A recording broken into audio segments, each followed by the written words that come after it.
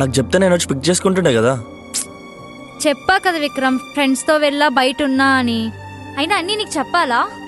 చెప్పాలా ఏంటి? చెప్పాలి, ఎందుకంటే నేను నీ హస్బెండ్ కదా. అయితే ఏంటి, నా ఇష్టం.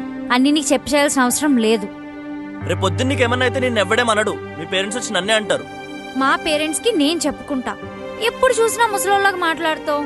మీ పేరెంట్స్ ని అంకుల్లా పెంచారే ఏంటి?